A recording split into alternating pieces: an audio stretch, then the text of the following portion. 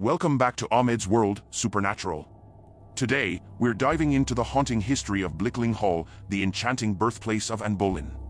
Famed for its stunning architecture and lush gardens, this grand estate holds more than just beauty. Legend has it that the spirit of Anne Boleyn still roams its halls, seeking solace from her tragic past. Join me as we explore the ghostly tales and dark secrets of Blickling Hall. Blickling Hall is renowned as the birthplace of Anne Boleyn, the second wife of King Henry VIII. Henry's infatuation with Anne led him to break away from the Catholic Church when the Pope refused to grant him a divorce from his first wife, Catherine of Aragon. This pivotal moment resulted in the founding of the Church of England, with Henry positioning himself as its supreme head, a title that certainly reflects his immense ego. After divorcing Catherine, Henry married Anne, causing a scandal that sent shockwaves through Catholic Europe and disrupted centuries of established order. However, their marriage was short-lived, and was executed on charges of adultery, incest, and conspiracy against the king. Henry, eager to marry Jane Seymour, the woman he had lined up next, married her just 11 days after Anne's execution on May 30, 1536. Given this tumultuous history, it's no wonder that Anne's ghost is said to haunt Blickling Hall. The first recorded sighting of her apparition dates back to the 17th century, and since then, many have claimed to see her spirit wandering the grounds. Some report seeing her headless, while others claim to catch a glimpse of her with her head still attached. Either way, her presence remains a chilling reminder of her tragic fate. On the anniversary of her execution, May 19th, witnesses have claimed to see Anne Boleyn return to her birthplace at midnight. She arrives in a haunting carriage pulled by ghostly horses, accompanied by a headless horseman. Those who dare to look inside the eerie carriage report seeing Anne dressed in a flowing white gown, her head resting in her lap, blood seeping onto her dress. Upon arriving, she steps out of the carriage and glides into Blickling Hall, moving through the rooms with an unsettling grace, her fingers tangled in her long black hair, her head swaying as she goes. Blickling Hall is also haunted by her father, Sir Thomas Boleyn. Often viewed as weak or even malevolent for failing to defend and against King Henry's rage, he played a crucial role in her rise from obscurity to becoming Queen of England. Yet, when it came to her trial and execution, he chose silence and did not attend her beheading. As a form of eternal punishment, every May 19th, his ghost is doomed to undertake the monumental task of guiding 4 headless horses across 12 bridges in Norfolk before midnight. It's a hauntingly twisted take on the Cinderella story. George Boleyn, Anne's brother, met a grim fate just 2 days before her execution, losing his head on charges of adultery and incest. On May 19th, his ghost is said to appear, dragged through Norfolk's fields and meadows by headless horses. Honestly, the headless theme does feel a bit overdone, don't you think?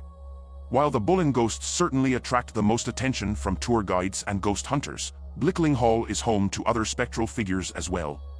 One notable apparition is Sir John Fastolfe, a 15th-century knight who inspired Shakespeare's character Falstaff. This comedic figure appears in The Merry Wives of Windsor and Henry IV Parts 1 and 2. Additionally, the spirit of Sir Henry Hobart, who was killed in a duel in 1698, is said to haunt the hall, filling the air with chilling screams as he endures his wounds for all eternity. There's also the mysterious Grey Lady, known for her tendency to glide through walls rather than using the doors. Each ghost adds to the rich tapestry of supernatural lore surrounding Blickling Hall. Anne Boleyn's ghost has been spotted multiple times at the Tower of London, where she was executed on May 19, 1536. One of the most remarkable tales involves a captain of the guard who noticed a flickering light in the locked Chapel Royal one night. Curious, he climbed a ladder to investigate and was astonished to find a procession of knights and ladies in historical attire. Leading the group was a graceful woman whose silhouette resembled Anne Boleyn, though he could not see her face. The procession vanished shortly after. In 1864, another soldier on duty near the lieutenant's lodgings claimed to have confronted a white figure he believed to be Anne. When he challenged her and received no response, he thrust his bayonet at her, only to have it pass through her without resistance. An officer watching from a window in the Bloody Tower witnessed the entire event. At Hever Castle, Anne's childhood home, her ghost is said to appear each Christmas beneath a large oak tree where she and Henry courted. She's also seen walking across the bridge that spans the River Eden on the castle grounds. Windsor Castle, the largest and oldest inhabited castle in the world, has also been a site for Anne's ghostly appearances. She's been spotted standing at a window in the Dean's Cloister and even running down a corridor, sometimes screaming or clutching her head. at Hampton Court and is often seen wearing a blue or black dress, with some accounts claiming she appears headless. Rochford Hall in Essex, where Henry first laid eyes on Anne, is rumored to have a secret tunnel system used for their discreet meetings. Previous owners reported sightings of a headless lady and chilling sensations in one particular room, possibly linked to Anne. Finally, at Blickling Hall, a more dramatic tale unfolds. On the anniversary of her execution, her headless spectre is said to arrive in a phantom carriage, clutching her severed head, drawn by a headless coachman and 4 headless horses. After the eerie arrival, she roams the corridors and grounds until dawn.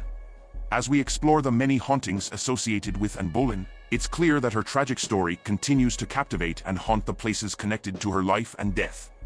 Whether in the Tower of London, Hever Castle, or Blickling Hall, her spirit remains a poignant reminder of a life filled with ambition, love, and ultimately, sorrow.